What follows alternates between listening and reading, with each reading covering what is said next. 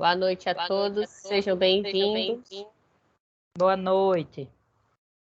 Estamos começando mais uma aula de parasitologia, né? Uma aula extra que estamos tendo hoje. E vamos dar continuidade na aula no material da aula 4, certo? Vamos falar agora sobre leishmaniose e seguir, né, com as outras doenças que estavam programadas para hoje. Vocês concordam com a gravação e divulgação dessa aula? Para quem não Boa noite. Boa noite, Analice. Vocês concordam com a gravação e divulgação dessa aula depois, para que os colegas possam assistir? Sim. Sim. Ok, então vamos lá. Bom, na aula passada, a gente começou, né, falando sobre a família Trypanosomatidae. E falamos sobre algumas doenças, características delas, né? Falamos sobre a morfologia, a questão dos flagelos, um pouquinho da história, onde a gente falou da giardia, da Trichomonas vaginalis, dos grupos, né, das classes dessa família que a gente está estudando. E a gente falou da doença de Chagas, né, Trypanosoma cruzi. E vamos agora dando continuidade a essa família, Trypanosomatidae. Vamos falar sobre a leishmaniose, tá? Então, a leishmaniose ela é causada por duas espécies. Tá? Tem dois tipos de leishmaniose. Na verdade, pode ter mais de uma espécie. E aí elas têm características distintas. Ela é considerada uma doença infecciosa, só que não contagiosa, ou seja, não é por você ter contato com uma pessoa, um exemplo, essas feridas, né, que vocês estão visualizando aqui na tela, não é só a pessoa ter contato com essas feridas que ela vai se contaminar, tá? Ela precisa de todo um ciclo para a pessoa poder desenvolver a doença, tá?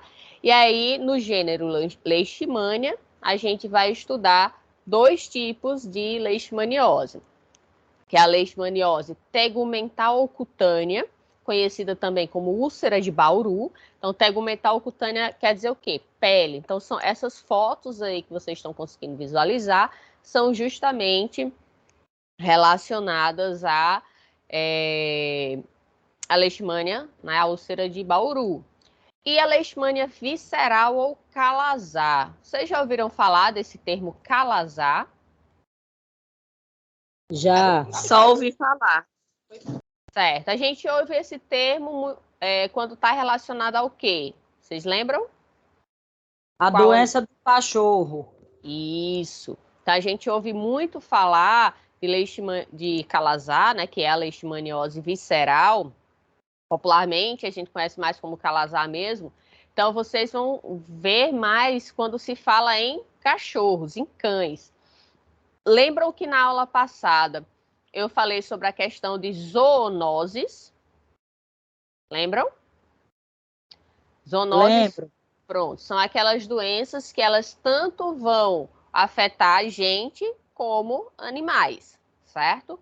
E aí, por isso que precisa ter mais cuidado, né? Porque ela não vai ficar restrita só ao animal, no caso, os cães. Vai ficar também podendo chegar até a gente. Por isso que um cão, quando está com calazar, ele precisa de tratamento urgentemente, porque as pessoas ao redor também vão poder se contaminar. Mas, como eu disse, não é pelo contato com a ferida, tá? Porque ela não é contagiosa. Mas sim porque o mosquito, que a gente vai ver, né, no ciclo de vida, ele vai chegar até o animal, né, que está contaminado. Ele vai, através do sangue, né, ingerir aquele sangue contaminado e, quando picar outra pessoa, ele vai acabar transmitindo, né, aquele parasita para aquela pessoa. Então, por isso que é tão importante cuidar quando se tem um animal, né, contaminado com calazar, que é a leishmania visceral. Leishmania visceral ela é muito mais grave, tá? Podendo levar à morte. Já a a cutânea, né, a úlcera de Bauru, ela fica restrita à parte das peles. Lógico, pode causar deformidade, pode ter alguns problemas. Só que como é externa, é mais fácil a gente visualizar, né, e buscar uma ajuda médica precocemente. E uma das características desses parasitas é que eles vivem e se multiplicam no interior de macrófagos, que são células de defesa do nosso corpo. Então, a Leishmania tegumentar, ela é transmitida pela espécie Leishmania brasiliense, tá?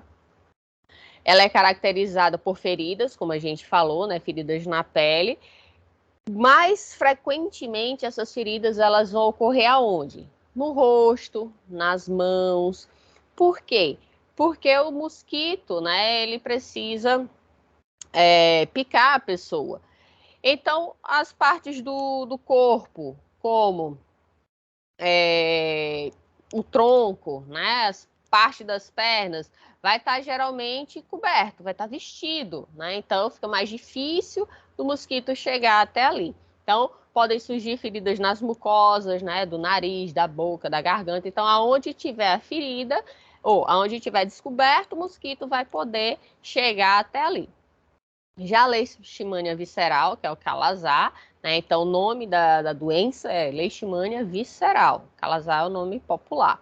Ele é transmitido pela espécie da Leishmania chagas, tá? Então, Leishmania brasiliense é a cutânea, da pele, e Leishmania chagas é a visceral, aquela que vai atingir nossos órgãos internos. Portanto, a leishmaniose visceral ela vai ser uma doença sistêmica, né, acometendo vários órgãos internos, principalmente fígado, baço e medula óssea.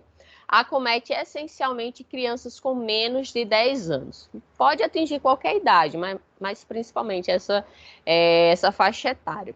De evolução longa, pode durar alguns meses ou até ultrapassar o período de 1 ano. Como que se dá o ciclo de vida deste parasita, né? Então, vamos iniciar com a fase infectante, ou seja, aquela fase aonde o mosquito, né, ele transmite para a gente o parasita que vai estar desenvolvendo a doença. Então, lembram que na doença de Chagas, a gente tinha um hospedeiro, né, que é o vetor, que era o barbeiro. Lembram disso? Que era um triatoma, né? Então, era o barbeiro. Sim. Aqui a gente não vai mais ter barbeiro, certo? Aqui a gente tem um mosquito que é chamado mosquito palha. Mais para frente vai ter uma imagem dele. Ele é bem pequenininho, bem clarinho, por isso que é chamado de mosquito palha. No caso, a fêmea, tanto lá do barbeiro na doença de Chagas, quanto aqui na leishmaniose, quanto na malária, que é outra doença também que a gente vai ver que tem relação com o mosquito. Então, todos estes, né, vão ser as fêmeas que vão se alimentar de sangue, que vão fazer o que a gente chama de repasto sanguíneo. Repasto sanguíneo é justamente se alimentar do nosso sangue. Por que as fêmeas? Porque as fêmeas elas vão precisar de mais energia, tá? Para poder gerar os ovos, coisa que o macho, né, não vai ter essa função. Vocês estão conseguindo ouvir direito, gente? Tá baixo, tá ok? Tá dando para ouvir Para bem. mim tá ótimo. Tá Certo. ótimo. É porque eu tô falando muito alto, eu vou tentar baixar um pouquinho. Eu tô falando como se estivesse em sala de aula, minha garganta já tá começando a doer. Mas vamos lá. Se ficar muito baixo, vocês me avisam, tá? Porque dói de verdade a garganta. Então, vamos lá. O mosquito, portanto, né, a fêmea do mosquito palha, e aí precisa ter atenção, cuidado em questão de provas, tá? Tanto prova de sala de aula, como concursos que porventura vocês iam fazer mais na frente. Então, tem que ter atenção quanto a isso. Então, a fêmea do mosquito palha vai lá, se alimenta do nosso sangue e vai injetar uma fase do parasita, né, do protozoário, que é chamado de promastígotas, certo? E isso, né, através da nossa pele. Então, áreas descobertas, rosto, né, braços, mãos, pernas, são mais comuns de ser atingidos do que, por exemplo, a região do tronco, que a gente passa a maior parte do tempo vestida. Então, quando o mosquito vai lá e se alimenta do nosso sangue, o que é que vai acontecer? ele é o mesmo, antes dele se alimentar, ele vai liberar ali as promastígotas, certo? Lembrando, o aparelho bucal do mosquito, como é? Como se fosse, ó, vou pegar aqui meu copinho, que não é nada pequeno, é como se fosse um canudo. O sangue, ele tem uma característica que é o quê? O sangue, ele, quando tá fora do nosso corpo, né, ele coagula, né, ele vai ficar duro, enrijecido. Então, imagine a gente chupando o sangue aqui no canudo, né, lógico, na proporção da espessura do mosquito ali, né, então, facilmente as hemácias, né, ali iriam coagular, né, o sangue iria coagular. Então, esse mosquito ia morrer de fome, né? Porque ia ficar entupido e ele não conseguiria mais se alimentar. Então, ele precisa fazer o quê? Fazer uma limpeza nesse aparelho bucal dele, que é como se fosse uma agulhinha. Então, ele dá, entre aspas, né? Como se fosse uma cuspidinha, né? Para liberar ali o que tivesse obstruindo. E nisso, aí junto vai sair quem? As promastígotas, certo? E aí vai para onde? Para a nossa corrente sanguínea. Quando ela está no nosso corpo, né, que ela está na corrente sanguínea, os macrófagos vão fagocitá-las, já mesmo naquele mesmo processo que a gente viu lá no vídeo da doença de Chagas, certo? Então, por prolongamentos citoplasmáticos, a célula vai lá e fagocita, né, a promastígota, certo? E aí, essa promastígota, ela vai se transformar em amastígota. Lembram que lá na doença de Chagas também tinha uma fase arredondada que ficava dentro da célula. Só que, e aí atenção para não confundir, na doença de Chagas, a mastígota ela é exclusivamente intracelular, ou seja, ela só vai existir dentro da célula. Já aqui não, ela vai, né, a promastígota entrou na célula, se transforma em amastígota, se multiplica e estas mesmas amastígotas é que vão ser liberadas no sangue, tá? No caso da doença de Chagas, não. Ela se transforma em tripomastígota sanguíneo para poder sair da célula. Aqui não, as próprias amastígotas é que vão romper a célula. E aí elas vão ser liberadas do macrófago e reiniciar o ciclo, né, entrando em outras células, se multiplicando e assim por diante. Então, esse é o momento que é chamado de estágio de diagnóstico, onde a fase, né, da amastígota vai estar nas células, na corrente sanguínea e, consequentemente, a gente vai ter o quê? No exame de sangue, né, vai poder ser visualizado essas células, né, que no caso são as amastígotas. Aí o mosquito vai fazer o quê? Se alimentar do nosso sangue.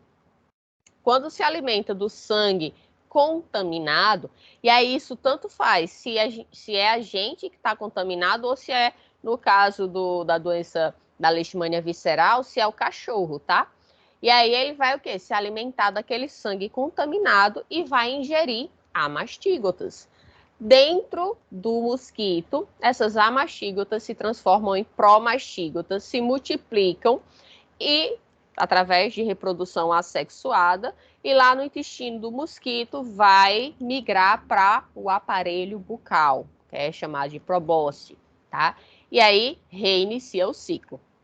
Então, observem que na doença de Chagas, a gente teve mais, vamos dizer assim, mais fases, né? Tinham mais nomes, a gente tinha a fase infectante, era tripomastígota metacíclico, que era o que saía do barbeiro, né, através das fezes. O tripomastígota metacíclico entrava na célula, né, através do processo ali de fagocitose, e aí ele ia se transformar em amastígota, se multiplicar, se transformar em tripomastígota sanguíneo, romper a célula, invadir outras células e ficar, né, nesse ciclo, ou então ir para o barbeiro, do barbeiro se transformar em epimastígota e de epimastígota para tripomastígota metacíclico. Então, vejam que tem mais fases, né? Diferenciações de fases. Aqui não, a gente só tem promastígota e amastígota. Então, ela é mais simples nesse sentido. Até aí, alguma dúvida? Não, professora, dá para entendendo. Ok, então vamos seguindo. Qualquer coisa, meninas, vocês avisam e aí eu vou, né, e faço uma, vamos dizer assim, uma pausa, explico de novo, tá? Para que vocês possam entender. Tá certo. Deixa eu só... Oh, gente, porque eu não quero ativar aqui o meu microfone. Peraí que eu tô tentando, para poder botar o vídeo, tô tentando ativar aqui o som para vocês, tá? Só um segundo. Vai para a composição já. Tá, peraí.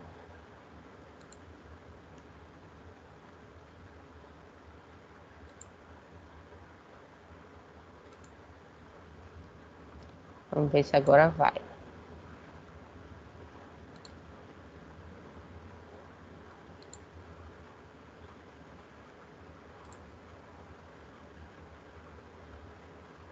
Vejam aí se vocês estão escutando, tá?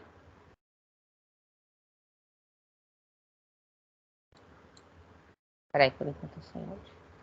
Peraí, que até eu tô sem escutar. Deixa eu só botar aqui o retorno para mim. Aqui. Vocês escutaram? Escutaram a parte do vídeo? Tá cortando. Peraí. Não, fui eu que cortei mesmo. Ó, vejam se vocês estão vendo. Tá dando para ouvir? Não?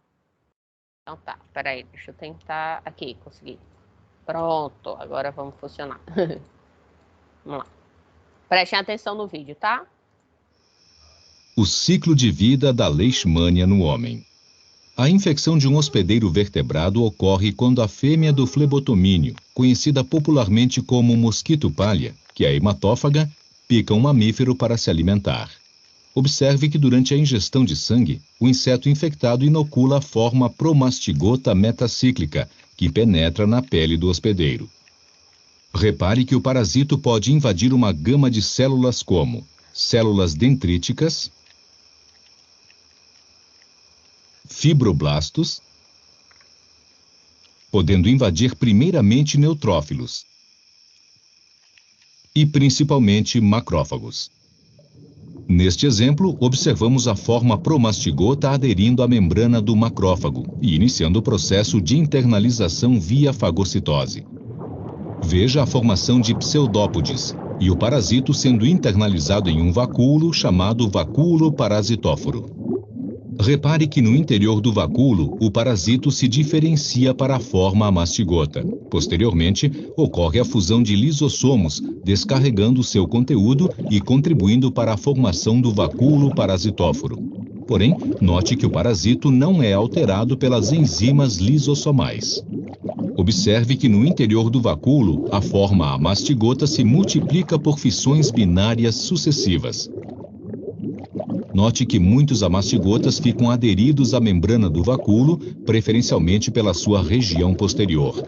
Repare na quantidade de formas amastigotas que estão surgindo com as divisões sucessivas, podendo ocupar grande parte do citoplasma. Veja que em seguida, a membrana do macrófago se rompe, liberando os amastigotas no tecido. Estas formas amastigotas podem atingir a corrente circulatória, onde podem ficar livres no sangue ou permanecem no interior de monócitos. Desse modo, poderão ser sugados por uma nova fêmea do flebotomínio durante o repasto sanguíneo ou invadir novos macrófagos.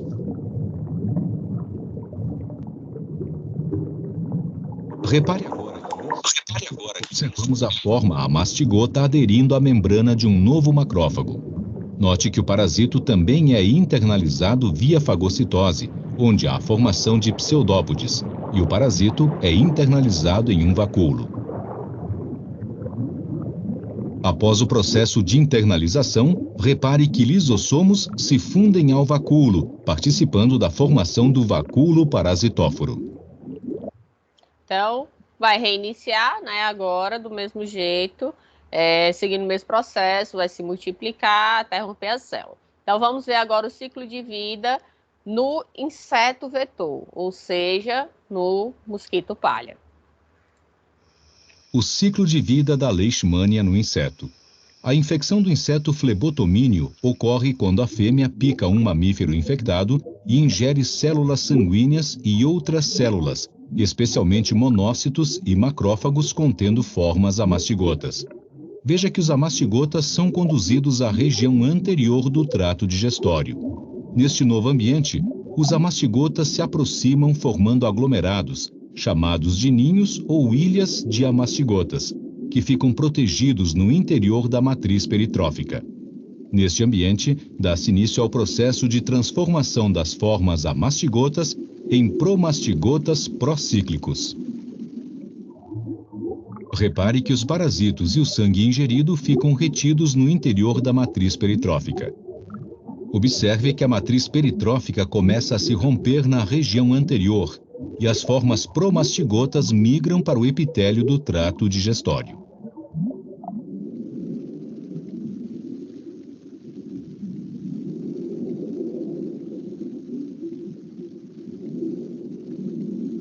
Veja que quando alcançam o epitélio, os promastigotas começam a se multiplicar sucessivamente por divisão binária e aderem ao epitélio pela região do flagelo.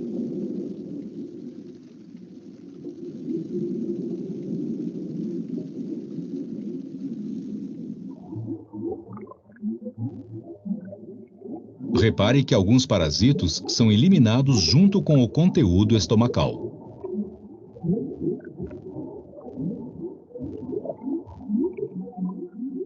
Após a divisão, os parasitos migram para a região anterior do intestino, até a válvula estomodeal, onde se concentram e sofrem um processo de diferenciação denominado metaciclogênese. Veja que durante a metaciclogênese, os promastigotas apresentam redução de tamanho do corpo celular e aumento do flagelo, tornando-se extremamente móveis. Tornam-se assim altamente infectivos, passando a ser denominados de promastigotas metacíclicos. Observe o aglomerado de promastigotas metacíclicos próximos à válvula estomodeal. Ao danificar a válvula estomodeal, as formas metacíclicas migram para a probóscide e são regurgitados, sendo transmitidas a um novo hospedeiro vertebrado através da picada, recomeçando o ciclo. Então, como vocês viram, né? Este é o famoso mosquito palha, né? O mosquito chamado lutzomia.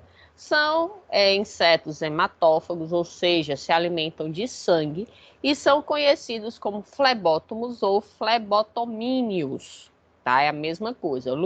Lutzomia, mosquito palha, flebótomos ou flebotomíneos é a mesma coisa. Então, se cair em questão de prova, qualquer um desses nomes estão corretos.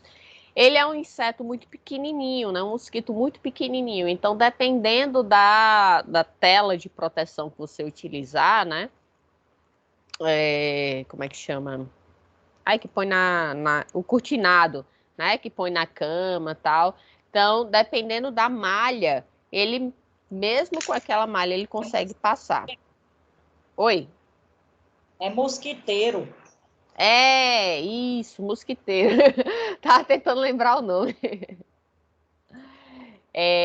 Então, ele também, né? Pode ver que ele é bem clarinho, por isso que ele é chamado mosquito palha, pelo tom, né, da cor dele. E também é chamado de asa branca, certo? Mas esses são nomes populares, né? Então, cada região pode ser que tenha um nome diferente para ele. Cientificamente falando, é lutzomia, flebótomo ou flebotomíneos. Eles vivem em lugares úmidos, escuros e onde existe muita planta, né? Por quê? Porque os machos, eles se alimentam de seiva das plantas. As fêmeas é que são hematófagas. Então, precisa ter alimento para ambos, né? Então, na leishmaniose cutânea, que é a da pele, né, os animais silvestres que atuam como reservatório vão ser roedores silvestres, tamanduás e preguiças. Já na visceral, a gente tem a raposa do campo e cães. Então, a patogenia e manifestações clínicas da leishmania visceral, né, do calazar, popularmente conhecido. Pode variar de 2 a 7 meses para começar a se manifestar, então é uma doença, né, de longo prazo, vamos dizer assim, então fica até, às vezes, difícil da pessoa lembrar, já faz 2, 7 meses, eita, onde é que eu estava? Aí vamos supor que a pessoa não reside num local que tem a doença, ela viajou, ou então teve próximo a animais que estavam doentes, ela não sabia o que era, então precisa, né, ter esse cuidado. Quais são os sintomas, né? Febre, mal-estar, apatia, anorexia, ligeira esplenomegalia. Então, quando a gente fala de megalia, é aumento, tá? Espleno vem de baço, então esplenomegalia é o aumento do baço. Pode ter também hepatomegalia, hepato, fígado, como eu falei, megalia, aumento, né? Então, acompanhada de hepatomegalia, aumento do fígado e aumento do baço podem acontecer. E também a eosinofilia, né? Que são células, os eosinófilos são células de defesa do nosso corpo, e aí tem um grande aumento quando você vai fazer um exame de sangue, você visualiza ali que a quantidade de eosinófilos está muito acima, né, do normal. E aí, quando a gente tem mesmo exames de rotina, eu estou fazendo um exame de rotina, não estou sentindo nada, mas tem uma alteração nos eosinófilos, então é bom investigar porque tem uma grande chance de ser alguma doença parasitária, tá? Então, um dos parâmetros que se utiliza para ter uma suspeita de doença parasitária é a questão da alteração dos eosinófilos. Lógico que não só isso, tá? E os eosinófilos também não vão servir só para doenças parasitárias, mas é um indicativo. Aqueles pacientes que não são tratados da leishmania visceral, ou seja, do calazar, elas têm 90% de chances de morrer. Por isso que ela é tão grave, tá? Por isso que é necessário se ter, né, um tratamento e um cuidado para que essa pessoa não venha a ter complicações e chegar a óbito. Aqui é uma criança, ó, uma das características é essa barriga distendida, justamente devido ao aumento do fígado e do baço.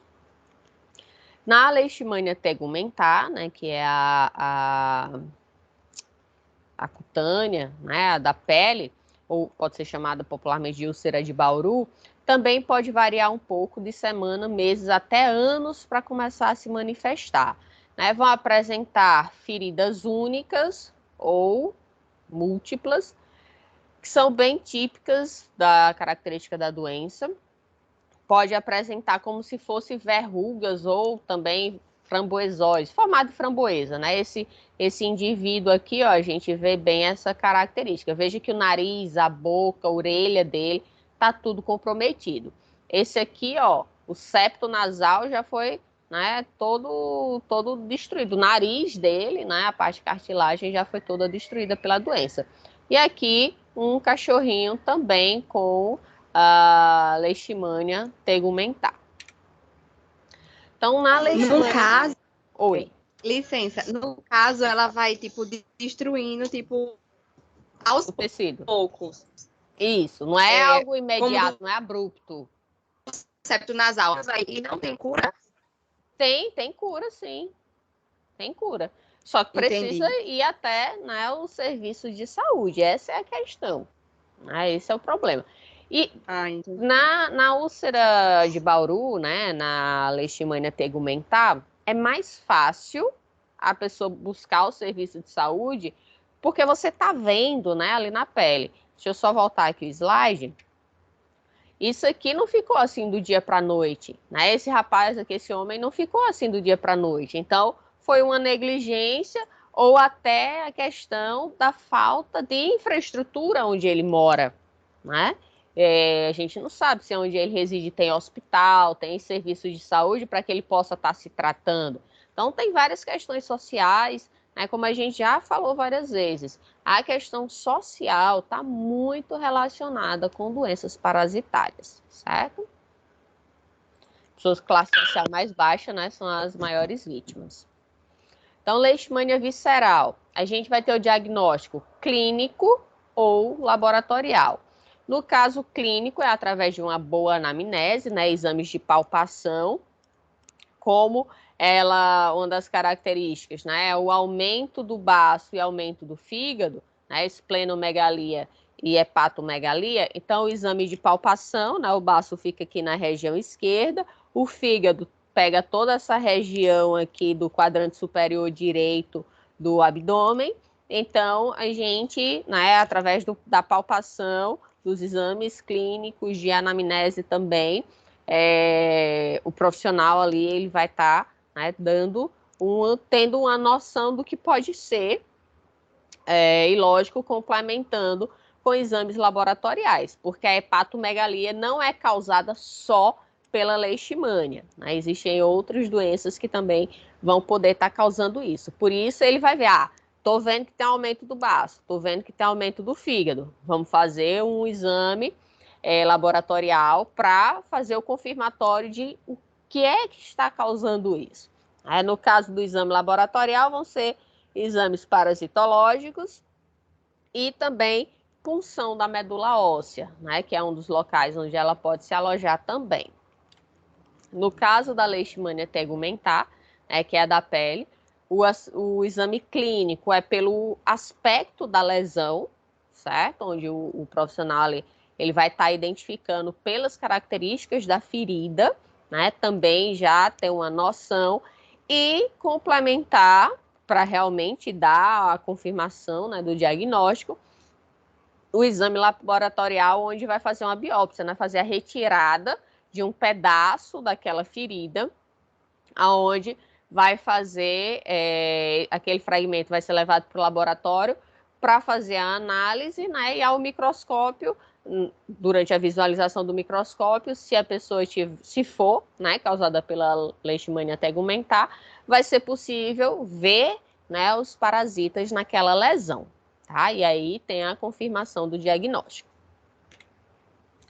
A epidemiologia, né? Então, a distribuição geográfica, a gente vai ter que a leishmania brasiliense, né, que é a que causa a leishmania tegumentar, ela é restrita às Américas, certo? Já a leishmania visceral, o calazar, ela tem distribuição mundial. Mas a espécie de leishmania chagas, ela é exclusiva aqui das Américas. A gente vai ter leishmania donovani e leishmania infantum também, né, que vão provocar a leishmania visceral, certo? Que é a mais grave, né? Então, aqui, ó, a gente tem Américas, né? A parte roxinha é onde a gente tem a leishmania chagas.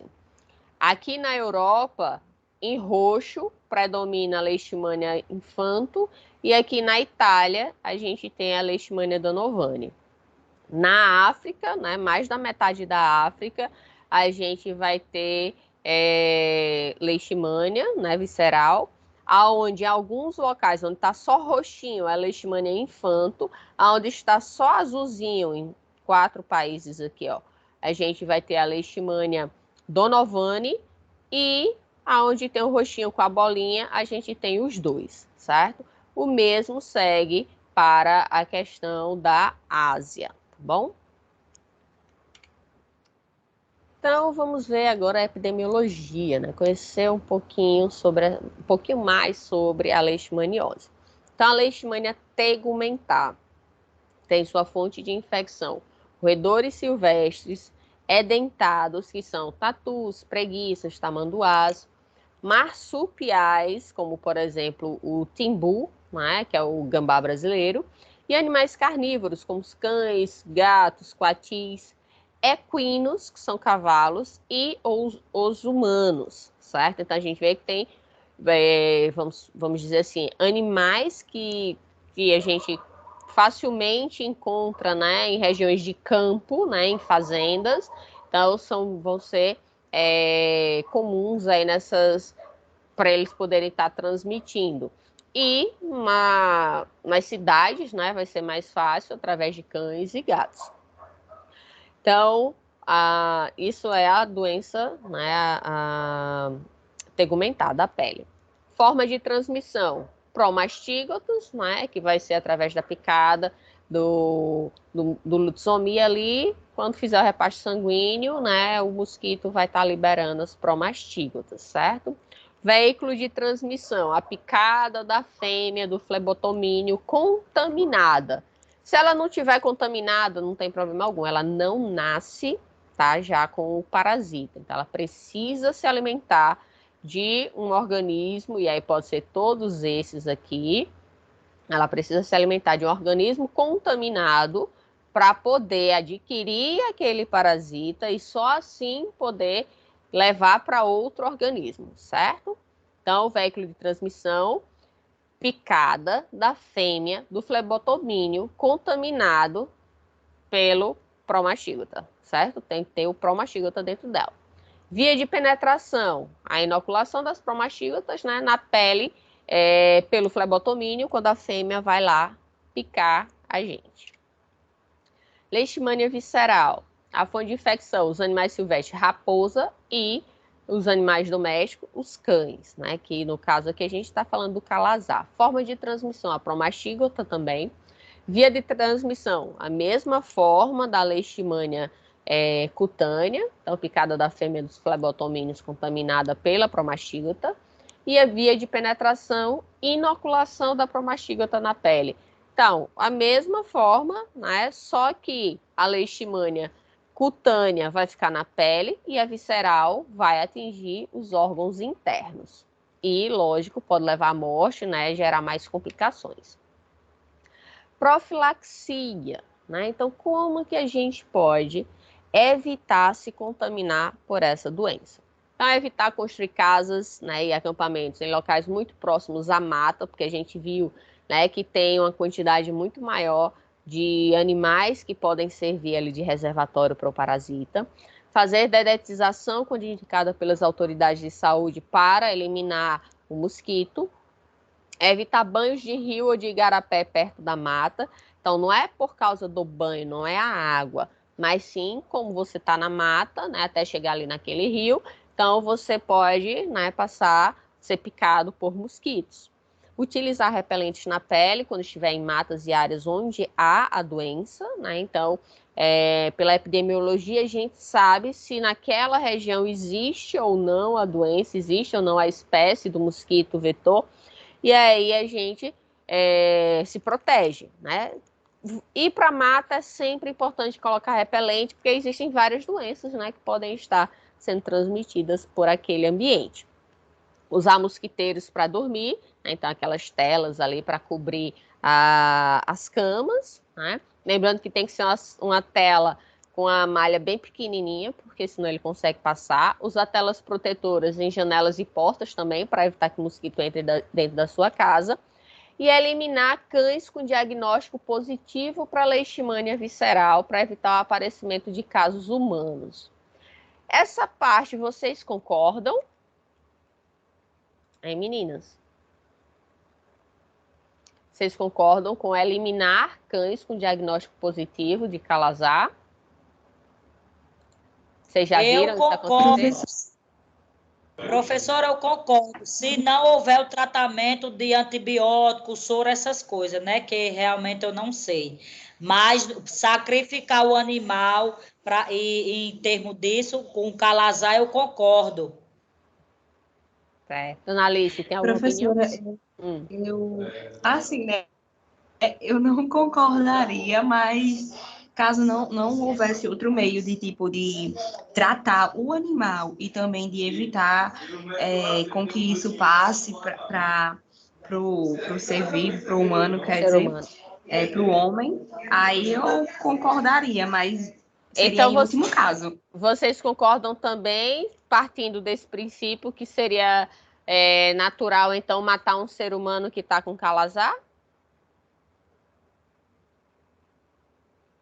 Hein? Não, professor.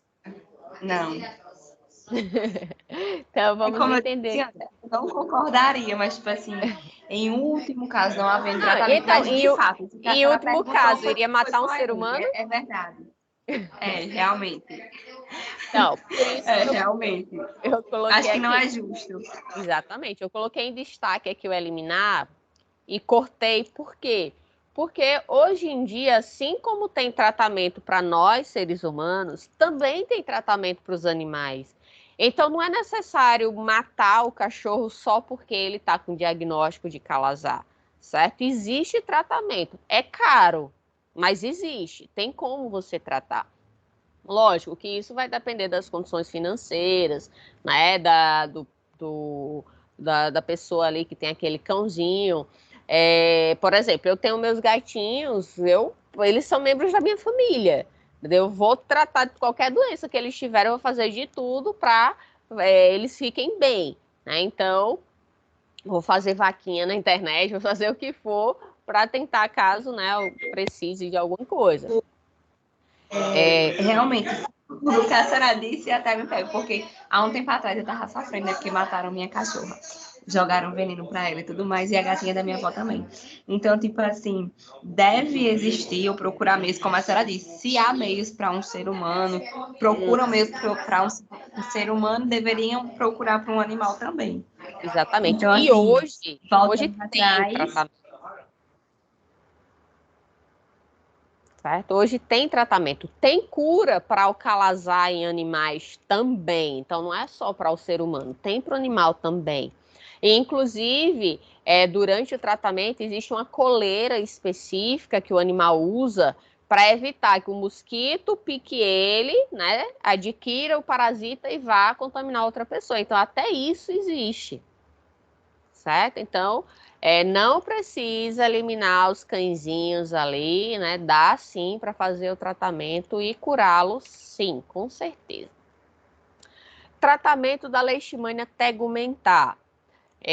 Eu falei na aula passada que esses tratamentos, certo? A questão de medicação, os nomes e dosagens, eu não vou cobrar.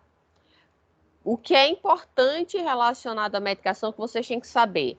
Aquelas que são proibidas para gestantes, tá? Que precisa ter atenção, porque podem causar manifestações, né? No sentido de desenvolvimento do bebê, podendo causar até a morte. Então, não, algumas medicações elas são proibidas, isso aí vocês têm que saber. Mas a dosagem, isso aí não, isso aí posteriormente, né, vocês na prática vão estar vivenciando isso nas outras disciplinas, conhecendo, até porque não tem nem todas as medicações aqui, tá? Existem várias medicações, cada vez o mercado está produzindo mais, então só a nível de conhecimento. Tem a questão do fitoterápico, que inclusive é o trabalho que vocês vão ter que fazer, né, que também é eficaz e como a gente já falou, a população carente são as pessoas que mais vão estar susceptíveis, né, a se contaminar. Então, não adianta eu estar dizendo, faça o uso de uma medicação X, que a medicação é caríssima, né, ou pode ser R$1. Mas se aquela pessoa não tem nem o que comer, ela não vai ter R$1 para comprar medicação. Né? Então, podendo você indicar, faça um chá de tal coisa, use 3 folhinhas, ferva por, sei lá, 2 minutos, estou inventando aqui, tá? A dosagem. E aí você consegue eliminar da mesma forma. Então, a gente precisa ter esse lado, que foi o que eu falei na aula passada. A gente usar estratégias, né, tanto de profilaxia quanto de tratamento, de acordo com a realidade daquele público, né, daquele paciente que a gente está tendo, ok? Então, os tratamentos da leishmania tegumentar. O antimonial pentavalenta, o isotionato de pentanamida, e aí 4 miligramas por quilo ao dia intramuscular, só que não pode ultrapassar, né, 240 miligramas por dia. Tá? De acordo com o peso, né, da pessoa, se a pessoa é muito pesada, não pode ultrapassar 240. Isso a cada 3 dias, no total de 3 aplicações. Ou a leishvacina associada a glucantine. cura de 100% com reduzidos efeitos colaterais, né? Então, só isso aqui, ó, já é perfeito. Então, a leishmania tegumentar, né, que é a da pele, ela tem cura. Então, aquelas fotos que a gente viu, né, não precisava as pessoas ter chegado àquele nível, né, de feridas, de lesões, de deformações até. Então, se elas tivessem sido orientadas para fazer o tratamento precoce, elas tinham sido curadas e sem ter, né, nada daqueles problemas ali. No caso da leishmania visceral, então também antimonial pentavalenta, só que outros medicamentos também são empregados, como o anfotericina B, pentamida, alopurinol e associação de antimoniais com interferon gama recombinante, tá? São medicamentos de alto custo, porém eficientes e de ação rápida. Então, como eu falei, tanto no ser humano quanto no animal tem cura, sim, né, para o tratamento da leishmania visceral, que é o calazar. Aqui, gente, só para ilustrar, né, que até o próprio informe da Vigilância Sanitária do Ministério da Saúde, ele diz que é para eliminar. Ele diz aqui, ó, para os animais não existe tratamento nem vacina. Não, isso está errado, tá? Então, isso aqui não existe, certo? Tem tratamento, sim. O animal, ele pode ser tratado e curado da leishmaniose visceral, sim, ok? Coloquei aqui só para ilustrar que nem tudo que a gente vê é verdade. A gente precisa ter o discernimento e o conhecimento de saber, né, quando utilizar ou não determinada informação. E aí, não, mosquito, aí se eu te pego, o rapazinho diz, aí você me mata. Então, para encerrar essa parte, né, a gente teve tanta parte da aula passada e a aula de hoje, né, do livro Parasitologia Dinâmica e Parasitologia Humana, com esses capítulos aqui. Ok? Então, vamos para a nossa aula número 5, certo? O TED aí deixa todo o seu charme para vocês. Deixa eu fechar aqui essa aula. Professora, eu tenho uma pergunta. Oi.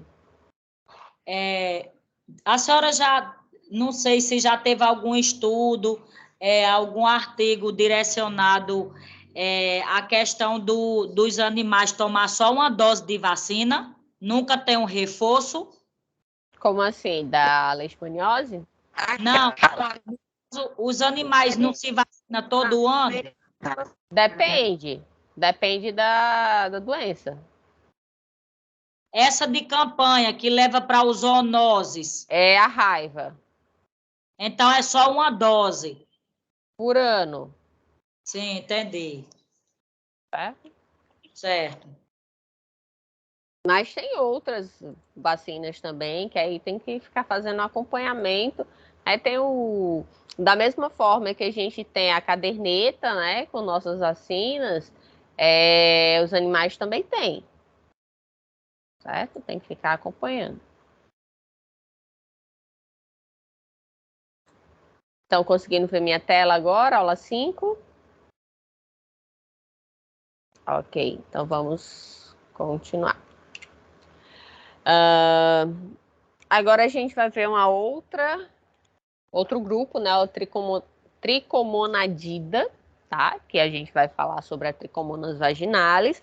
Como eu já havia falado desde a primeira aula, vai ser a única doença, né, que tem a ver com a parte sexual, tá? Essa ordem, ela possui várias espécies. Algumas delas são patogênicas para ser humano e animais, mas apenas a espécie Trichomonas vaginalis vai ser patogênica para homens e mulheres. Portanto, quando a gente estiver falando de tricomoníase, a gente está falando sobre a Trichomonas vaginalis, tá? A característica dessa família é a existência de apenas uma forma em seu ciclo biológico, que é o trofozoito, né, que é aquela forma ativa, não possuindo forma cística. Tem aspecto piriforme, como vocês estão conseguindo visualizar aqui na imagem, certo? Só que ele não é rígido. Piriforme é forma de quê? Vocês sabem dizer?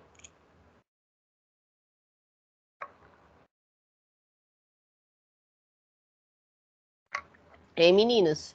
Vocês têm ideia do que é um formato piriforme? É um formato arredondado, alguma coisa assim.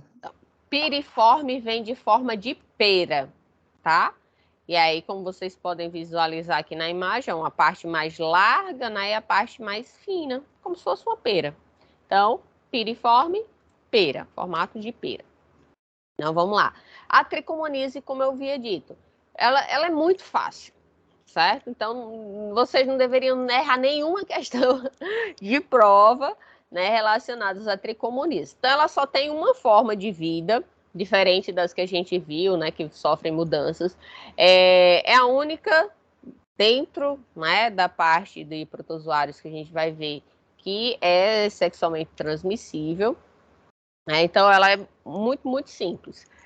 Apresenta 4 flagelos, tá, na região anterior aqui, e um 5º flagelo recorrente que forma a membrana ondulante, ó, que é essa região aqui, ó, o 5º flagelo, certo? O azóstilo, que é essa parte aqui escura, tá, ele é rígido e hialino, atravessando todo o corpo, como vocês podem visualizar aqui na imagem, e ele se exterioriza na parte posterior, sendo considerado uma organela de sustentação desse organismo. A ingestão das partículas se dá por fagocitose e pinocitose. Lembrando, fagocitose, englobamento de partículas sólidas. Pinocitose, englobamento de partículas líquidas. E essa ingestão das partículas, ela se faz na parte posterior, onde a gente tem alguns pseudópodes para poder fazer isso. A transmissão dela, principalmente por ato sexual, né, sendo, portanto, uma doença venérea típica. E outras formas de transmissão vão ser o quê? Através de fômites, né? Espéculo contaminado. Lembrando, quando a gente fala fômites, espéculo, privado, tudo tem que estar contaminado. Não é, eu estou usando um espéculo, ele está limpo, eu vou me contaminar. Não, ele precisa estar contaminado. Então, espéculo contaminado, privada, água usada em bacia para higiene íntima em prostíbulos.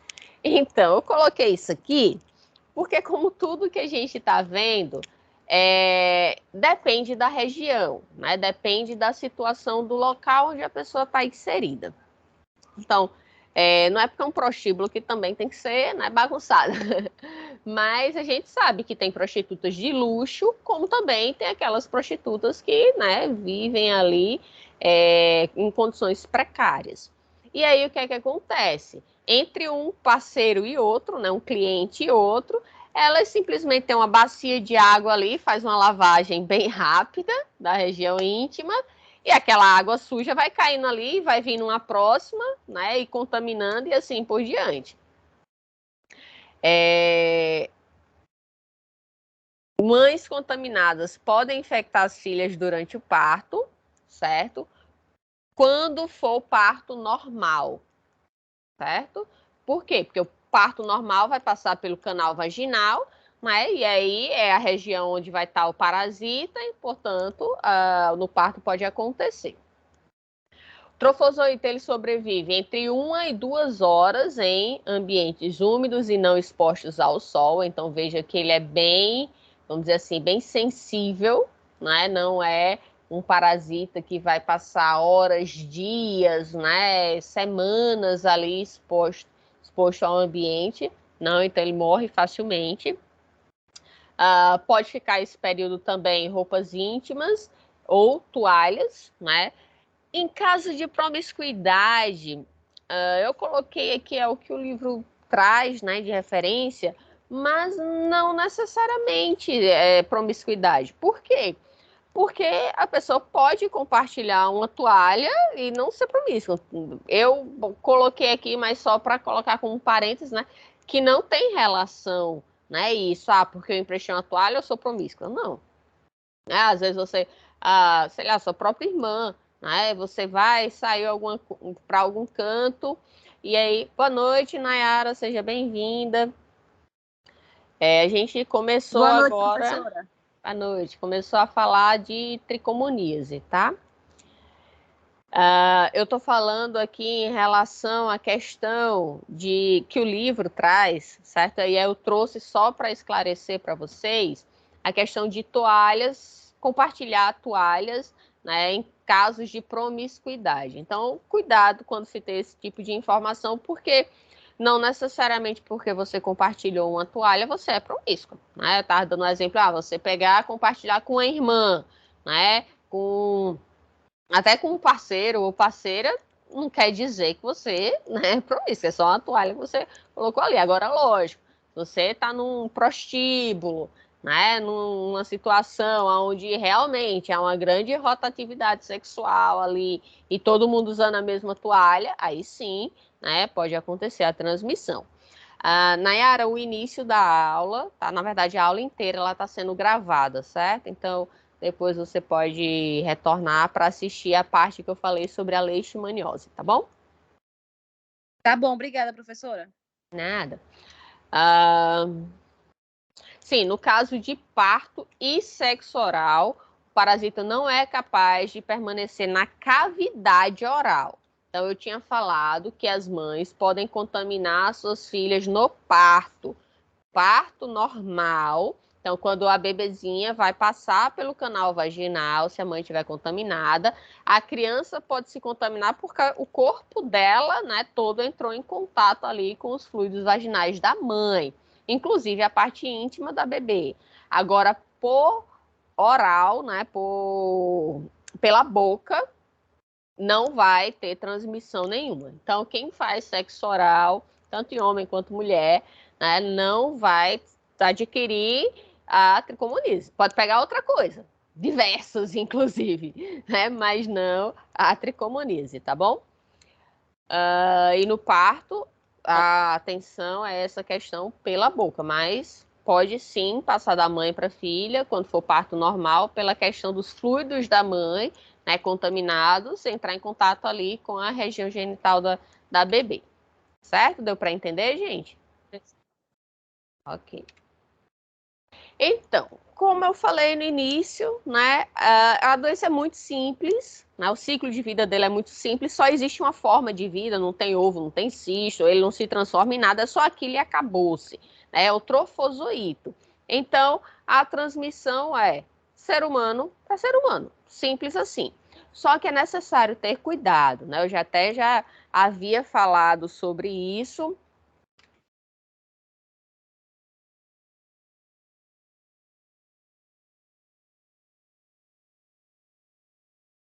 Professora? Tenham atenção. Oi. Oi, Ana Alice pediu para avisar que ela está na casa da avó dela, está sem o carregador do celular. Se ela ficar ausente, é por causa disso. Ela está ausente já faz um tempinho. Pronto. Tá, ok. Sim, então o ciclo... Quer falar de novo, Neide? Não, é porque eu tinha baixado a mão já. Então, a transmissão é o seguinte, ser humano para ser humano. Só que ato sexual vaginal, anal e oral não transmite, certo? Tem que ser através da genitália para genitália, ok? O sexo entre duas mulheres, se for vaginal, né? No caso, vagina com vagina, pelos fluidos, então pode haver contaminação também.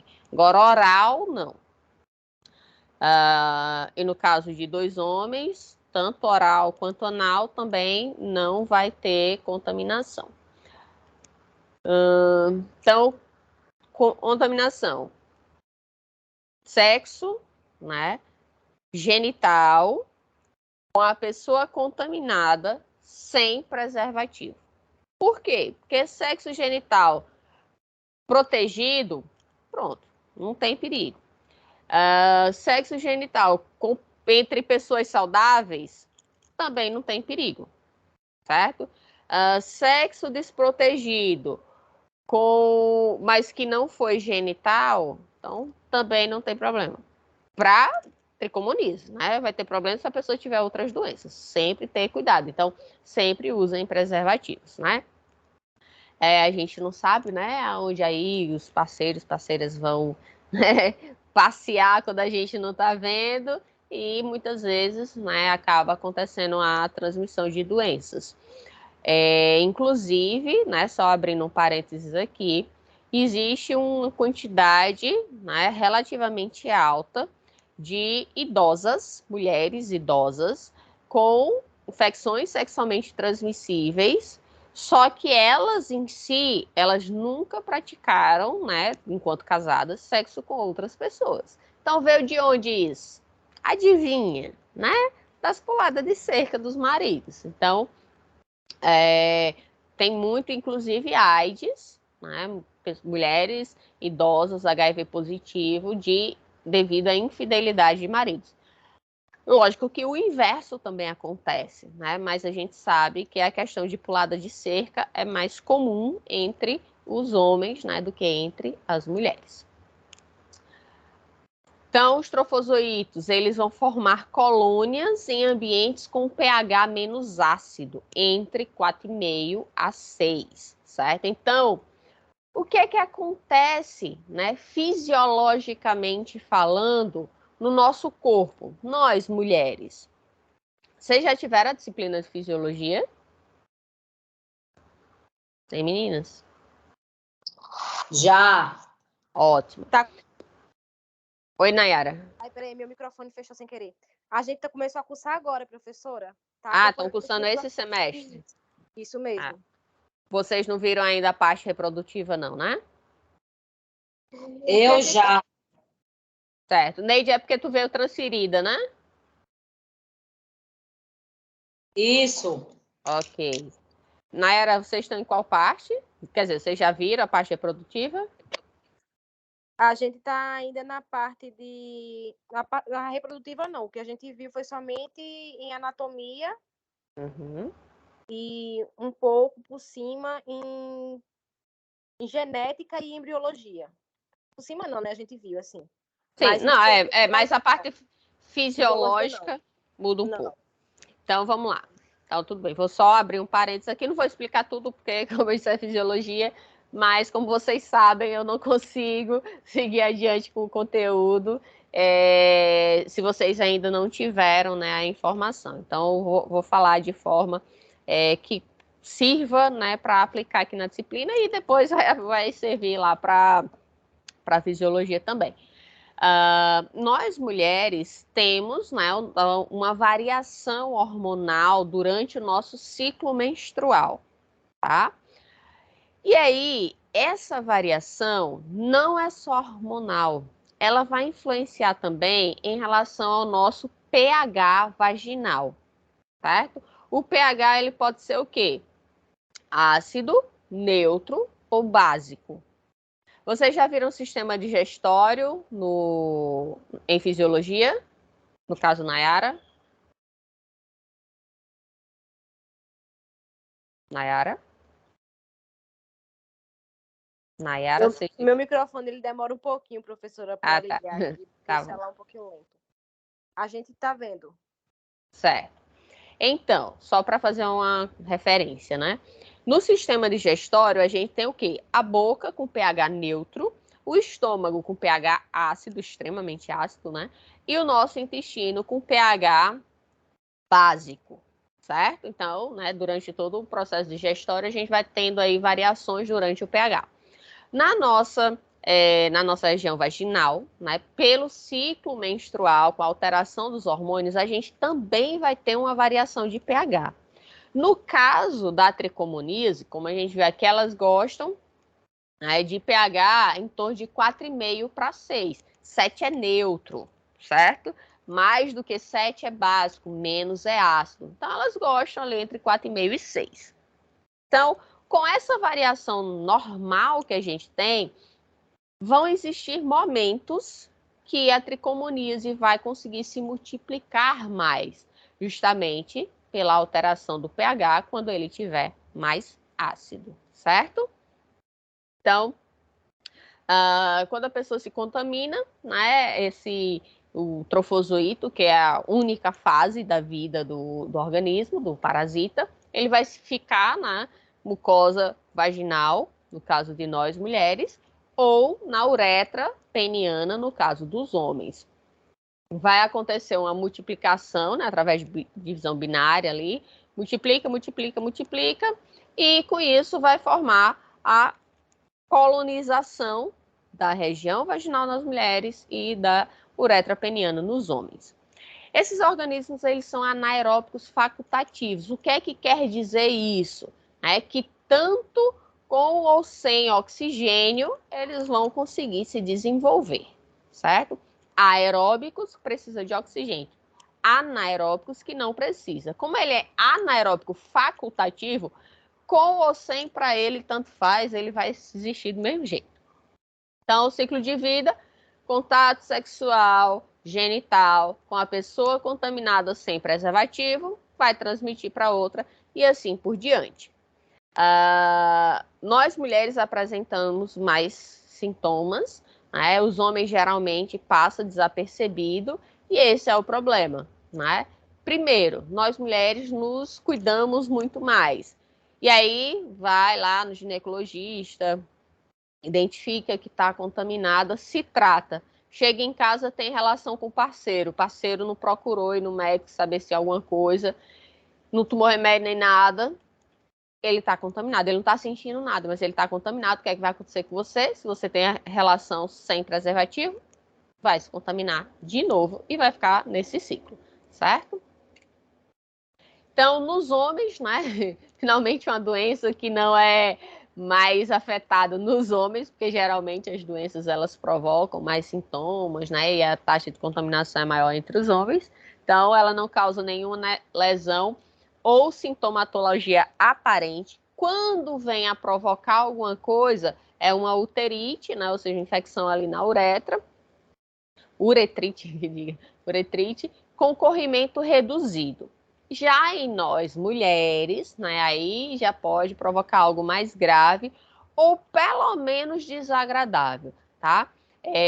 Para que ocorra a infecção, vai ser necessário algumas alterações na defesa natural do corpo, que, como eu falei, vai existir devido ao nosso ciclo, né, fisiológico reprodutivo. Então, quando nós somos mulheres, no caso, somos nós mulheres quando somos crianças, né, então a gente tem uma mucosa vaginal fina, né, sendo que essa região vai ter uma secreção escassa e o pH dela vai ser quase neutro. Isso na infância, né, quando a gente é criancinha. Quando a gente chega na puberdade, começa o quê? Alterações hormonais, né? A gente vai ter ali a primeira menstruação e começar, né? Mais para frente, espero, a vida sexual ativa. Então, esse epitélio, ele que era fininho, ele vai se tornar mais espesso e vai ter a flora vaginal, né? Que são aquelas bactérias que vão viver, né, em simbiose com a gente, que são os bacilos de Doderlein, tornando assim o pH, que era quase neutro, para um pH mais ácido, entre 3,8 e 4,5. Lembra qual é o pH ideal? 4,5 para 6. Então, a Trichomonas ela gosta de um ambiente mais ácido e isso vai acontecer naturalmente no nosso corpo, né? Então, a parede, né, da nossa região ali vaginal, ela vai sofrer uma alteração e com isso vai propiciar, né, ter ali a doença se manifestar mais.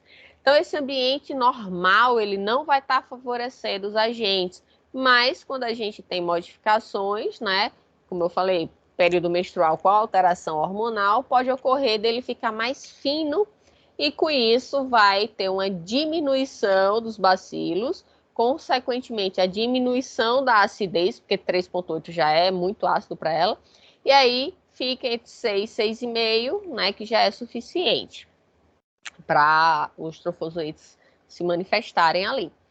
Então, manifestações clínicas, como a gente falou, pode ser nenhuma ou apresentar, né, de forma muito discreta. Pode apresentar leucorreia, que é um corrimento fluido, abundante, amarelo, esverdeado, bolhoso e com odor fétido. Então, a pessoa já tem que estar alerta ali, né? Se você está com secreção na região vaginal, lembrando que existe a secreção normal, tá? Então, naturalmente é uma região úmida, né? Então a gente precisa identificar o que é normal do que é patológico, certo? Do que é doença. Se é esverdeado, aí já é um alerta.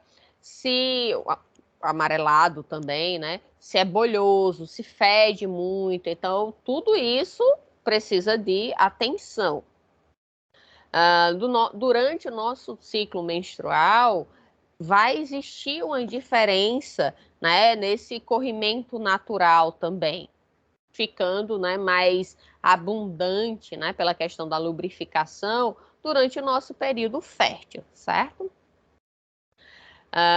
Colpite, tá? Então, em foco quando for, né, fazer ali a visualização, mostra uma vaginite com pontos mais avermelhados, salientes e o ápice esbranquiçado. Então, quando coloca-se ali o espéculo que vai visualizar, você vai ter essas características. E quando a pessoa está não só com a tricomoníase, mas com outras doenças, como gonorreia, clamídia, herpes, pode apresentar uma secreção mucopurulenta. Lembrando, por ser uma doença sexualmente transmissível, uma infecção sexualmente transmissível, porque a sigla mudou, né, de DST para IST. Então, quando isso ocorre, se a pessoa ficou, como eu já falei, se ela ficou exposta para se contaminar com uma doença, ela pode se contaminar com 10, né? Se o seu parceiro ou parceira, se tiver uma, você vai pegar uma. Se ela tiver 50, você vai pegar 50, certo? Quando tiver uma relação, né, sem preservativo ali. Então, você pode ter um combo, vamos dizer assim, né? Um combo de doenças devido a uma relação sexual sem cuidado. Ok? Alguma dúvida? Por enquanto, podemos continuar? Pode continuar. Ok. Então, prurido vulvovaginal intenso, especialmente à noite, é uma outra característica. Por que à noite? Vamos tentar fazer uma analogia. Vocês têm alguma ideia? Meninas? Por que isso seria à noite? Porque é quando a gente já está deitada em repouso. Tipo assim, como diz o Matuto, o sangue frio, descansando em repouso. Não. Tem alguma ideia, Nayara?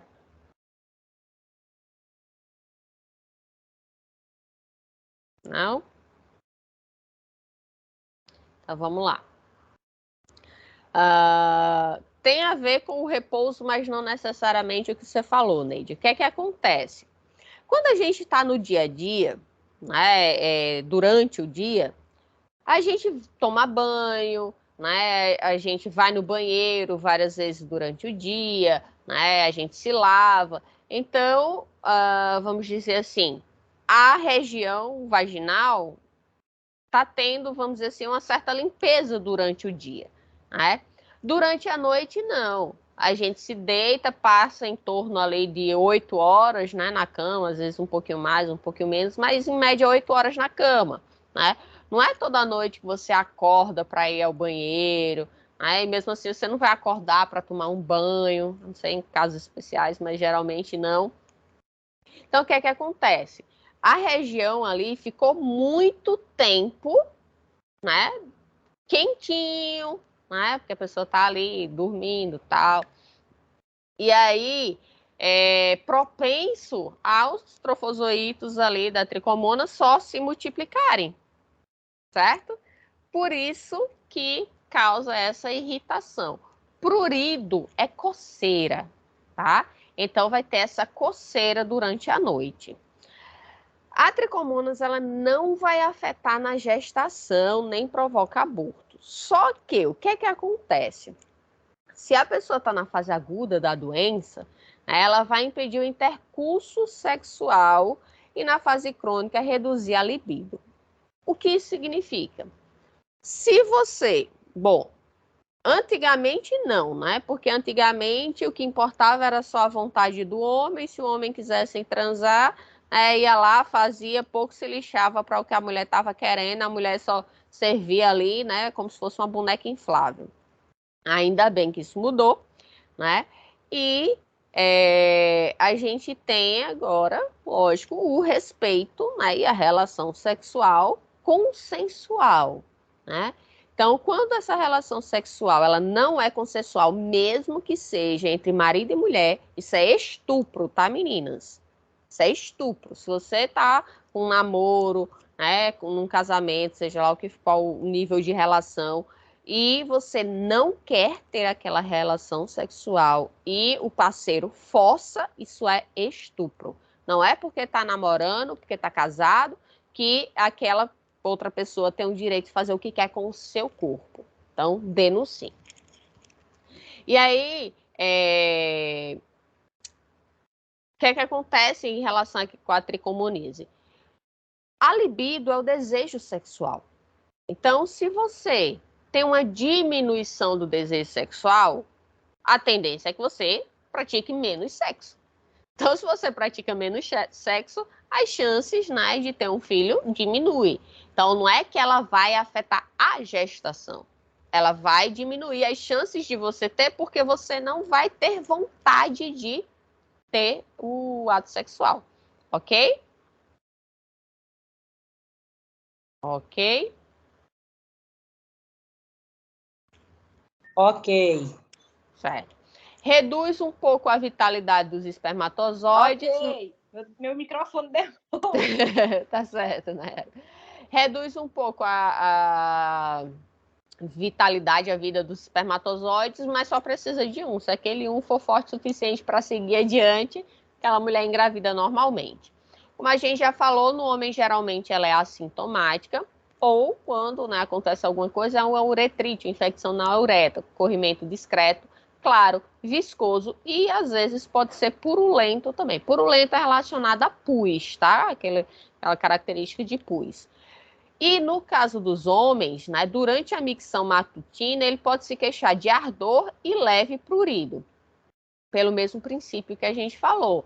Né? Ardor por quê? Porque como fica na uretra, o parasita, né, a tricomonas, vai ficar ali na uretra durante a noite toda se reproduzindo e isso pode causar lesões na parede interna da uretra. E aí, quando ele vai, né, urinar pela manhã, que o xixi passa, o que é que vai fazer? Vai causar uma ardência, né? Porque está irritada a região, certo? Então é por causa disso. E no caso dos homens, não impede a ereção. E aí, né, entre aspas, é um problema, porque o homem só pensa, né, na questão da ereção, e aí se não está afetando isso, ele não vai buscar um cuidado, né, a nível de saúde. O diagnóstico ele pode ser através do exame clínico, pode se confundir com outras doenças venéreas, até porque, como a gente já falou, a pessoa pode estar com mais de uma doença. Né? Os exames clínicos não costumam ser conclusivos e, por isso, é feito exames complementares, como parasitológico. Então, exames a fresco, né? Onde se faz um esfregaço na lâmina, onde vai, no caso da mulher, fazer uma coleta do corrimento vaginal e, no caso dos homens, da uretra, do pênis, né? E os exames imunológicos também são de boa especificidade e sensibilidade, mas não são usados como exames de rotina, porque os do parasitológico ele é mais fácil e mais barato de ser feito, tá? E dá resultado do mesmo jeito. A epidemiologia, né? Então, distribuição mundial, fonte de infecção, seres humanos, e só ser humano, né? O ciclo de vida todo é só em seres humanos. Forma de transmissão, trofozoito, porque só é essa fase, né? Essa fase não, essa morfologia dele, né? A forma dele é só essa. Veículo de transmissão, contato sexual com pessoa contaminada sem preservativo por via genital, tá? E através de fomites também, via de penetração, órgãos genitais. Profilaxia, né? Então reside os mesmos princípios de toda infecção sexualmente transmissível, né? A questão de educação sanitária, uso de preservativo, diagnóstico precoce e tratamento dos doentes. O tratamento, né? Normalmente, as mulheres vão receber a medicação tanto oral quanto vaginal.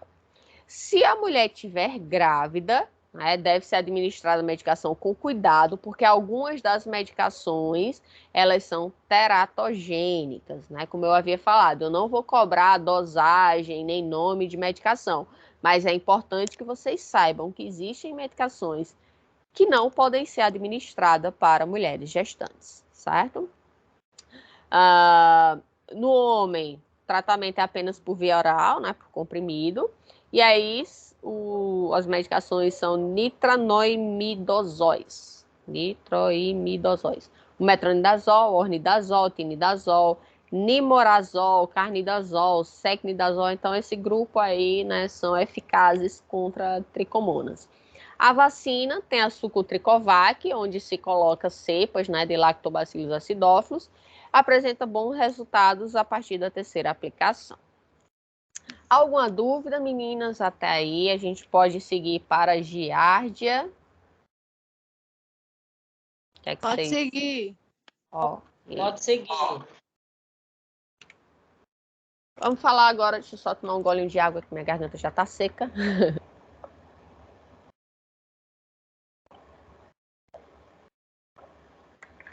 Como havíamos falado no início do grupo, né, da família menina, deu branco agora. Trypanosomatidae. Então, quando a gente falou da família Trypanosomatidae, né, a gente falou doença de Chagas, giardia, tricomonas, a gente tinha dado uma breve, né, explanação sobre elas. Então, vamos falar um pouquinho aqui, né, mais sobre a giardia lamblia, tá? Conhecida, né, a doença como giardíase ou giardiose. O holandês Ethan van Leeuwenhoek, em 1681, ele foi o primeiro, né, a ver o protozoário em suas próprias fezes, só que ele não tinha ideia, né, do que se tratava. Não existia na época, lá no século XVII, né, esse conhecimento sobre protozoários. Tudo era muito novo, porque os microscópios da época eram bem rudimentares, né, estavam ainda evoluindo também. E aí, no século XIX, em 1859, Lambley, né, ele identificou e descreveu a espécie denominando de giardia, de Cercomonas intestinalis. Então, ele, né, colocou esse nome porque ele achava que fazia parte do grupo Cercomonas. Como eu disse, os conhecimentos na época ainda eram muito, né, precários, apesar de cada vez pessoas mais descobrindo novas espécies, mas tudo ainda era muito novo, né? Estava evoluindo aí a ciência nesse sentido. E aí Lambley, na época, identificou, só que colocou num grupo ali, numa família, num gênero, desculpa, que era das cercomonas, né? Cercomonas intestinalis, porque é uma doença que atinge nosso sistema intestinal. E aí, em 1852, um outro pesquisador chamado Kustler, ele criou o gênero Giardia, que até então não existia, por isso que Lambley também, né, nem pensou em colocar um novo grupo, achou que fazia parte do gênero Cercomonas. E aí criou-se o gênero Giardia, e Blanchard, lá em 1888, né, 6 anos depois, criou o gênero Lamblia. Só que não foi aceito, porque o gênero Giardia e o gênero Lamblia era a mesma coisa, era o mesmo organismo. E aí, só em 1915, um outro pesquisador chamado Stiles, ele estudou e descreveu novamente as Cercomonas intestinalis e deu o nome de Giardia lamblia, em homenagem a Lambley, que foi o primeiro, né, que descreveu a espécie, só que ele colocou ele dentro de um gênero a qual ele não pertencia. Até porque na época nem existia, né, o gênero Giardia. Então, o organismo é esse aqui, ó, um trofozoito. Ele tem simetria bilateral. Vocês sabem o que é isso, meninas? Simetria bilateral.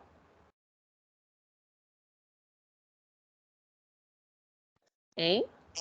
A mesma forma no... Pode falar.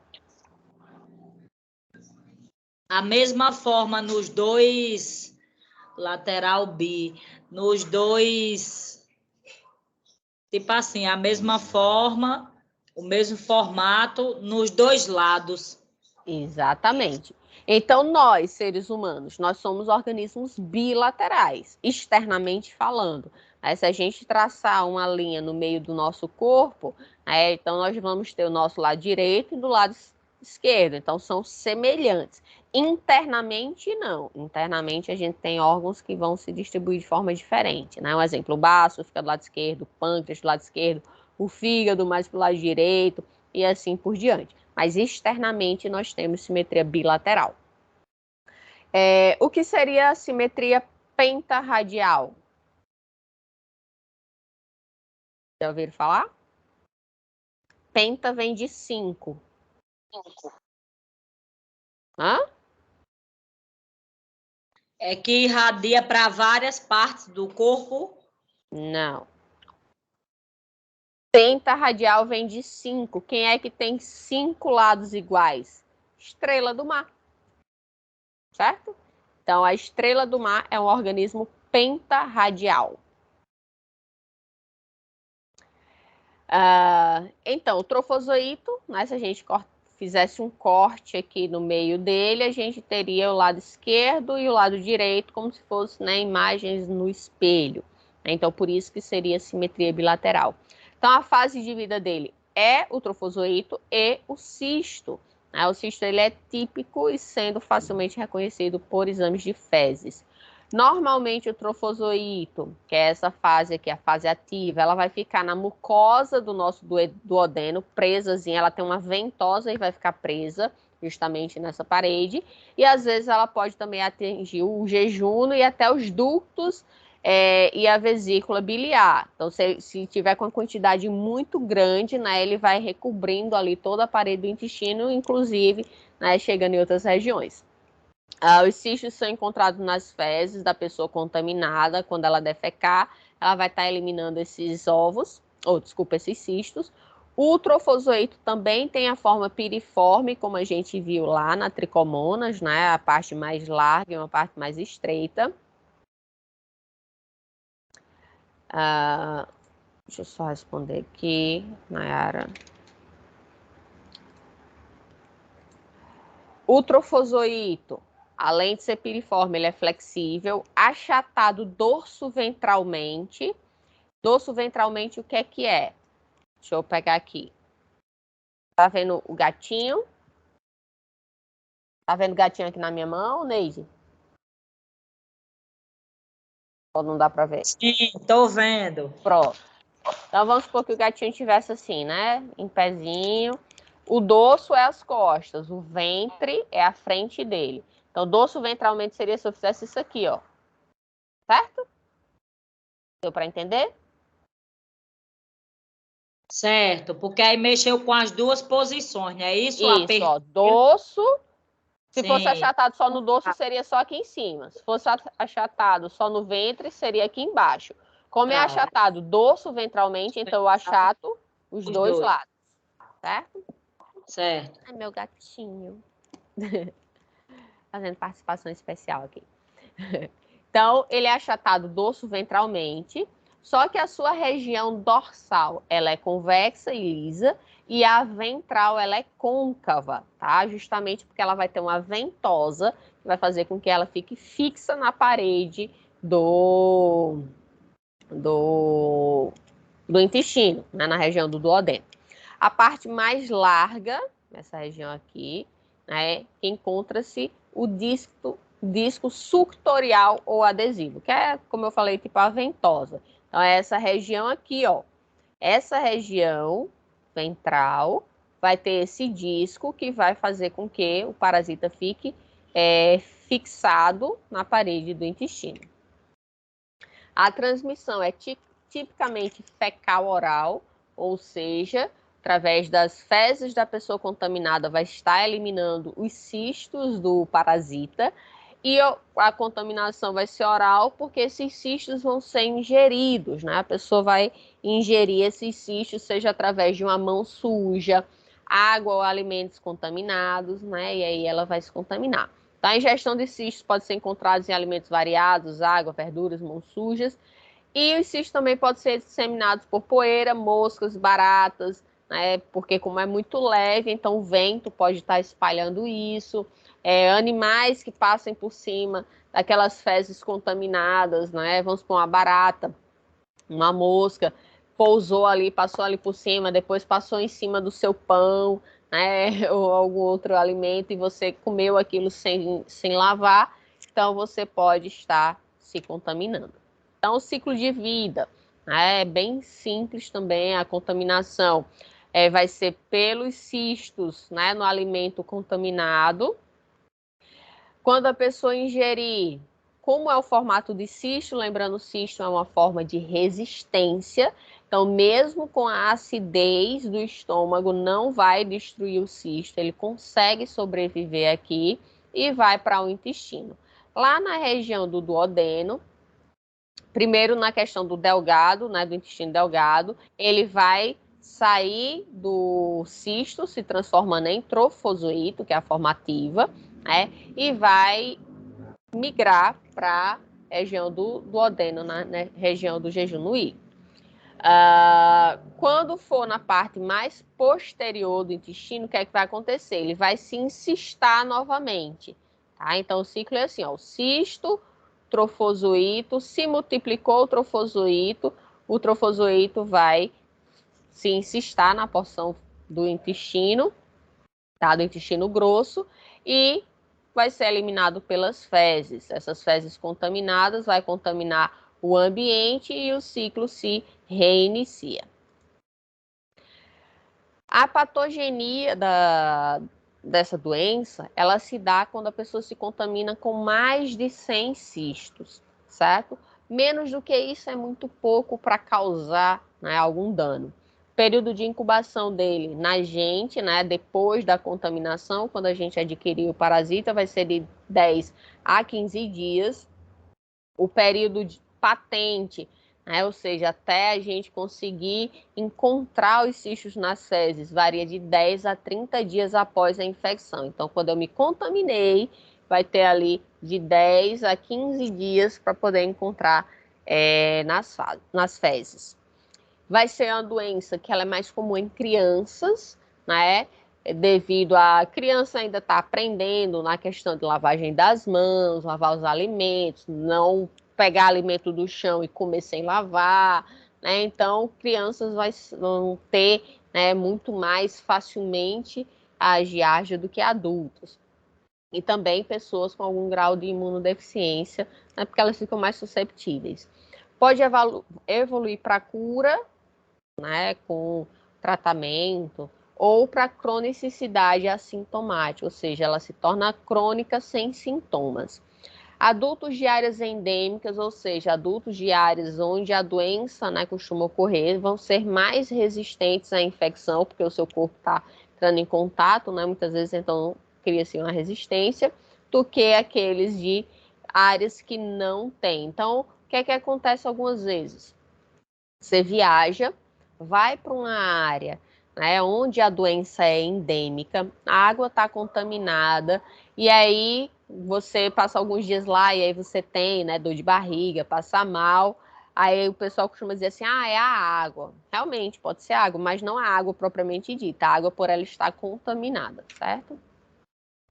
A doença pode evoluir de formas diferentes, dependendo da cepa do parasito, ou seja, se ela é mais patogênica ou não. A quantidade de cistos, né? Vamos supor, uma coisa é você ter 100, outra coisa é você ter 1000. A idade da pessoa e o nível de resposta imunológica dela. Se as condições estiverem favoráveis para o parasita, né, para a giardia, ele vai se multiplicar muito rapidamente aos milhares, forrando toda a parede de mucosa do duodeno, mesmo ele sendo microscópico, para vocês verem, né, como que pode se agravar. As manifestações clínicas vai de uma acentuada irritação na mucosa duodenal, que é onde ele fica alojado, né? E isso vai provocar edema na região, dor, irritabilidade, insônia e sintomas de má absorção. Vai provocar um emagrecimento nessas pessoas e um processo de avitaminose de vitaminas lipossolúveis. Quais são as vitaminas lipossolúveis? A gente viu isso lá em bioquímica. Vitaminas A, D, E e K, certo? Vai ter uma aceleração do trânsito intestinal e aparecimento de uma típica esteatorreia, que é aquela diarreia gordurosa. Por isso que vai ter a vitaminose de vitaminas lipossolúveis, porque não está absorvendo a gordura, então não vai ter aí essas vitaminas. Vai provocar irritação, anorexia, emagrecimento. A gente falou, né, isso devido à característica de não ter ali a quantidade, né, de vitaminas necessárias. A fase aguda ela pode durar de 15 a 60 dias, pode evoluir para a cura ou, né, para a fase crônica. O diagnóstico ele pode ser clínico, como a gente viu, pode estar, né, acometendo principalmente crianças, certo? E aí pediatras experientes eles conseguem ter um diagnóstico preciso com o exame clínico. Só que em adultos ou crianças que manifestam, né, sintomas variados, é necessário, para ter certeza, de realização de exames laboratoriais. E aí o exame laboratorial parasitológico de fezes, né, que é muito fácil de identificar, que você vai visualizar ali o cisto, e exames imunológicos também. A epidemiologia, distribuição geográfica mundial também, então onde tivesse ser humano contaminado, ele vai poder existir. Fonte de infecção, humanos e só humanos. A forma de transmissão, através dos cistos, né, porque a gente precisa ingerir eles contaminados. E mesmo se a gente ingerisse o trofozoito ele não iria conseguir resistir à acidez do estômago, já os cistos sim, por isso que a forma de transmissão é através dos cistos. Veículo de transmissão, água, mãos sujas, né, objetos contaminados que vão à boca. E a via de penetração, justamente, a boca. A profilaxia, ela vai desde a questão da higiene individual, aquilo que a gente já falou, lavagem das mãos, né, que com crianças ela vai estar aprendendo isso aí. Então, vai ao banheiro, lava as mãos, né, principalmente depois. Vai se alimentar, lava as mãos, tome banho, né? Use o banheiro adequadamente, feche a tampa do vaso, dê descarga. Né? Então, vou perguntar aqui, por que a gente deve baixar a tampa do vaso antes de dar descarga? O que é que vocês me dizem?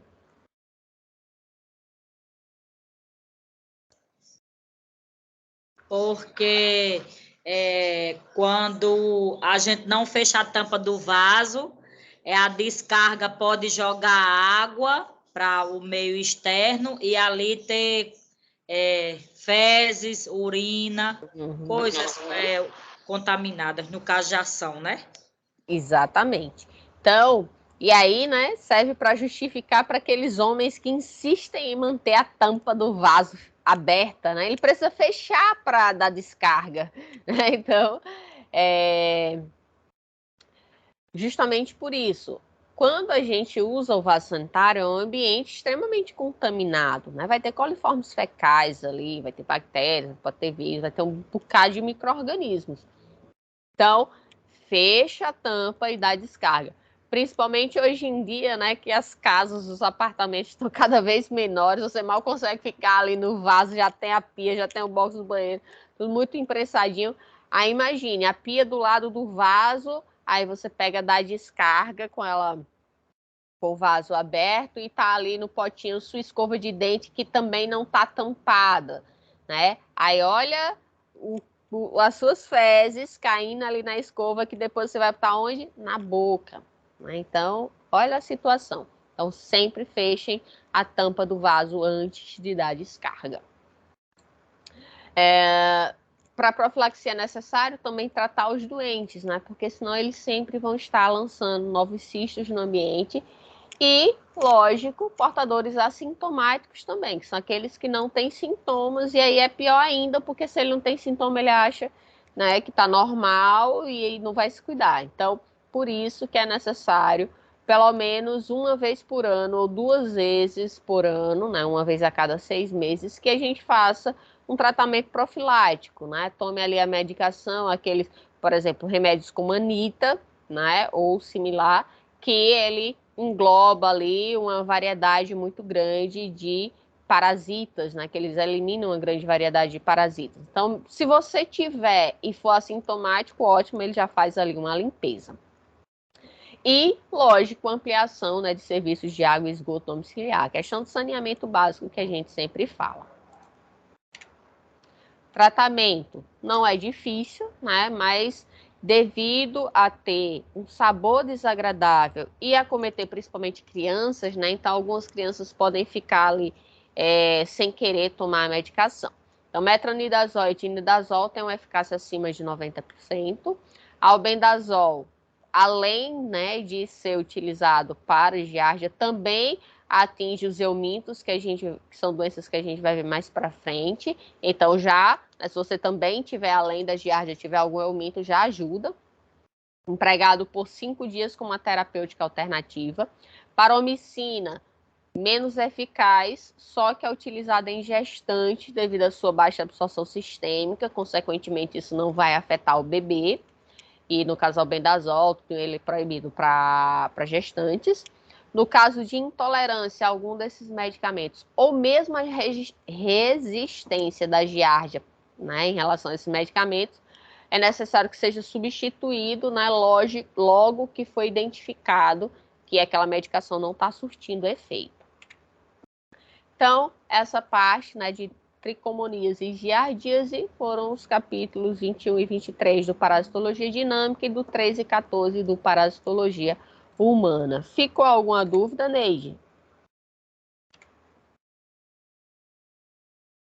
Neide, Não, ficou alguma dúvida? tá em ordem. Não, Ótimo. aí é só aperfeiçoar a leitura mesmo, Certo, mas para compreender. exatamente. Então, deixa eu só ver aqui uma coisa. Eu acho que eu não vou começar a toxoplasmose hoje, porque senão vai ficar muito conteúdo para vocês. E a gente ia falar pelo menos ainda mais 1 hora, meia hora a 1 hora de toxoplasmose. Eu acho que vai ficar muita informação.